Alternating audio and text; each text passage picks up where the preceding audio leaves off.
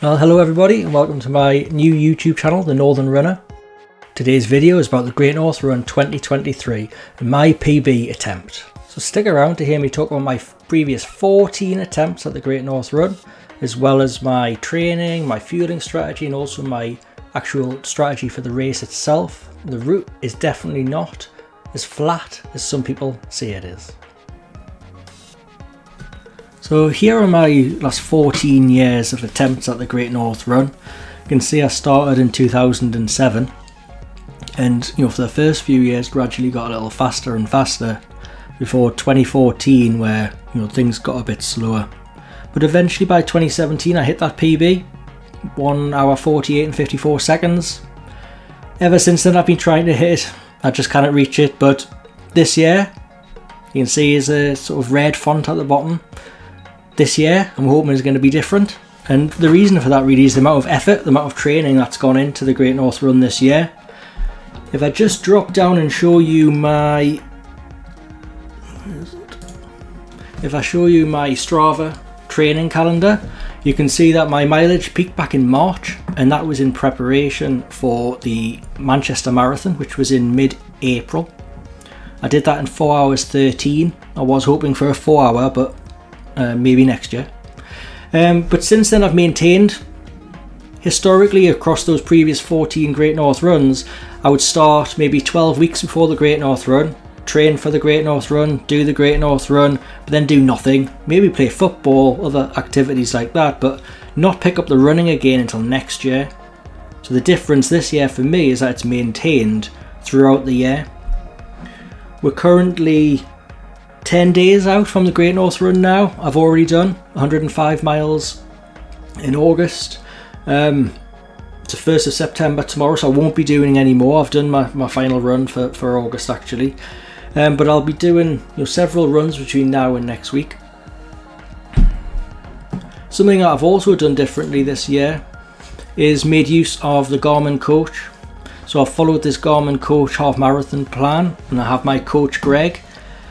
As part of setting up that plan, I targeted a 146. I'm not sure this is entirely achievable. Anything below that 148 and 54 seconds I'd be really pleased with. But 146 is the time that I entered to build the training around. You can see here that Coach Greg has got a high degree of confidence.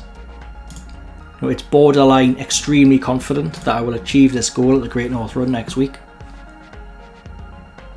So all of that together, I have my fingers tightly crossed that this will be the year that I beat that time from 2017.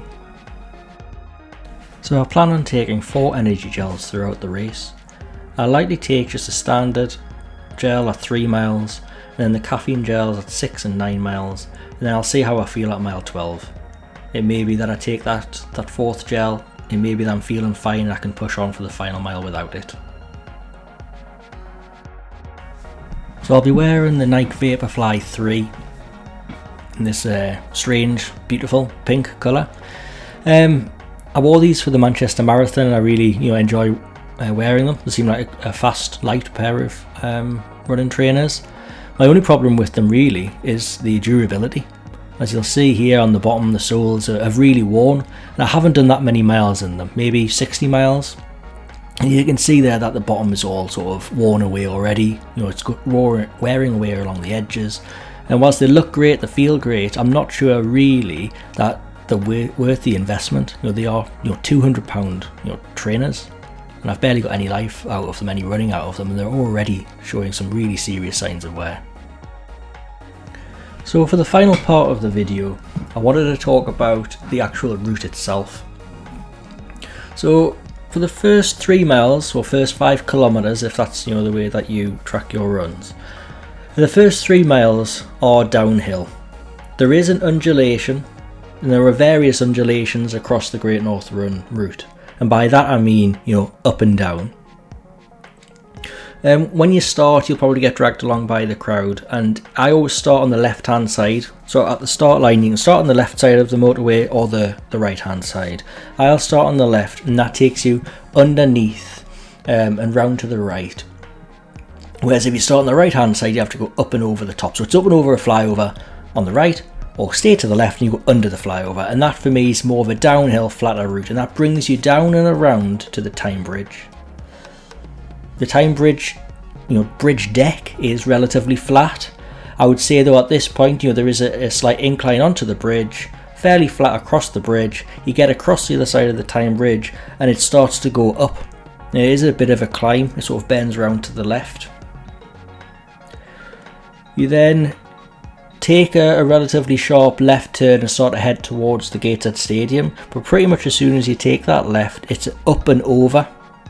It's probably a train or something underneath their train tracks, so it's up and over, quite steep. But then you come down and you progress to the Gateshead International Stadium on your left hand side, and that is the sort of 5k marker, and that's also where there'll be a drink station. So I would say use the crowd. Try not to pay too much attention to those undulations, those ups and downs, and don't go off too fast, but use the crowd, use the adrenaline, and then settle in from that 5k point, that 3 mile point. Start to, if you've got a target like I do, start to settle into the pace and get into the rhythm of that time you want to try to achieve. What you'll find though is, for me, a couple of tough miles come up. Now, if you look just at the elevation on the screen here, 73 feet in mile 5 is the highest or the largest elevation in the entire run. So as soon as you pass Gateshead Stadium, you keep on progressing up that main road, and it does gradually just go up and up and up for those 2 miles. My marker coming up to mile 5 is a footbridge that goes over the road. It's not quite the highest point of the course. That's another 40 feet further on, or 40 meters further on, not sure, but if you can get to that bridge, you're still holding good time, you're still feeling good, your heart rate's still under control, then you've got a good few miles coming up that are downhill, and you can really get some time back. You can see from my times, and this is my PB times from 2017, I was going sub 8 minute miles until I hit those miles 4 and 5.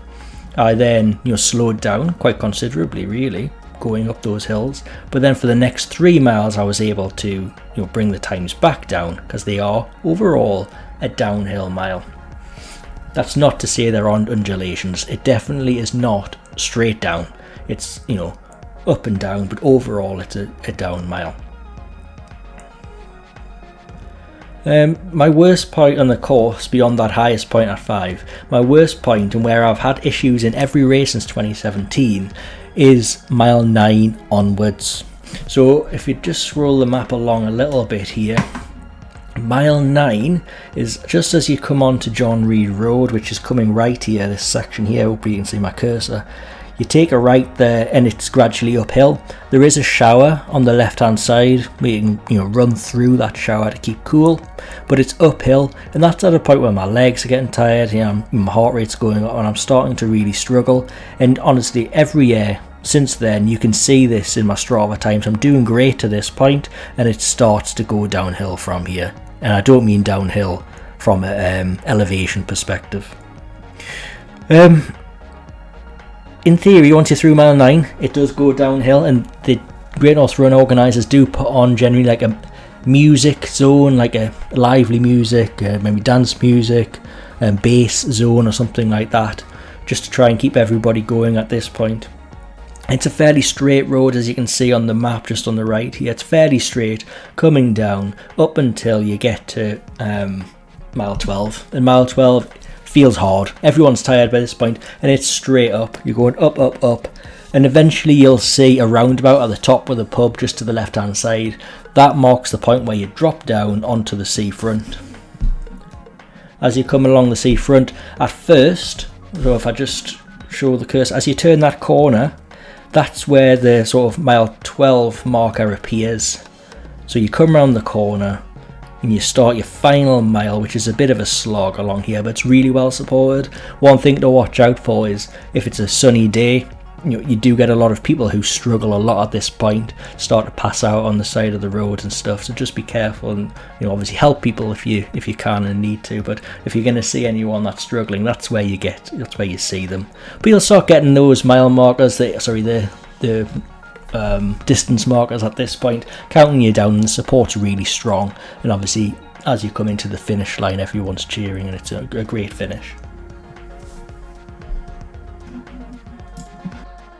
just wanted to film a bit of an outro, so hopefully if you've got this far, maybe hope you enjoyed the video and maybe give it a like, just as a bit of an encouragement for me to do another video in the future. Fingers crossed things go to plan, and I'll hopefully post another video sharing my success.